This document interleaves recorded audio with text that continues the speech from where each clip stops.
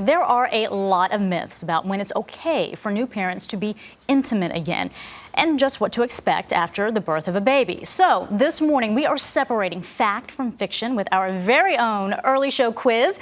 And joining us is Dr. Lisa Masterson, OBGYN and host of The Doctors. Good morning. Good morning. Happy to be here. Well, we are glad you're here, and there are a lot of questions, a lot of myths out there. So let's get to busting them right now, shall we? Yes, all right. First up, the question is this. Women should wait 4 to 6 weeks after giving birth before having sex. Is that true or false? True, right on the money. In general, 4 to 6 weeks because the body has to heal.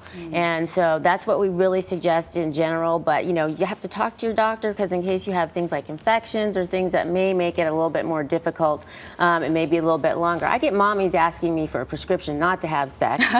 They go, please, doctor, please, doctor, I've been through enough. Yeah, so I can give it to my husband so I don't have to have sex. But in general, 4 to 6 weeks. Okay, but what if you had a C-section? Do you still have to wait before having sex?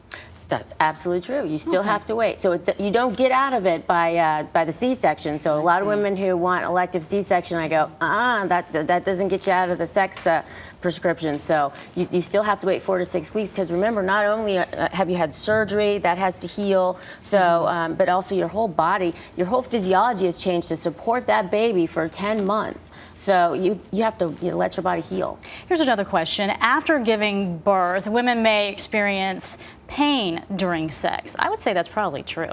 True. Yeah? If you pass an 8 or 10 pound ball out Thank of there, you. I think you might have some pain. So yes, again, you have to let the body heal, but there's lots of things that, we coach our mommies, I coach my mommies to do to get back in the game, so to speak. Does having a baby decrease a woman's sex drive at all? True, absolutely, yeah, because those hormones that are around, especially when you're breastfeeding, they can sort of suppress that drive. It's sort of nature's way of saying, you already had one, you need to wait a little while. And there's also this myth that a lot of people actually talk about, that after you have a baby, your sex life will never be the same. It will never be enjoyable again. And that's false, absolutely false. It just takes time. You have to let the body heal, and you have to remember to become a couple again. Don't forget about the daddy. So you have to be a couple, not just a family, and that is so huge. And you start with cuddling, go slow.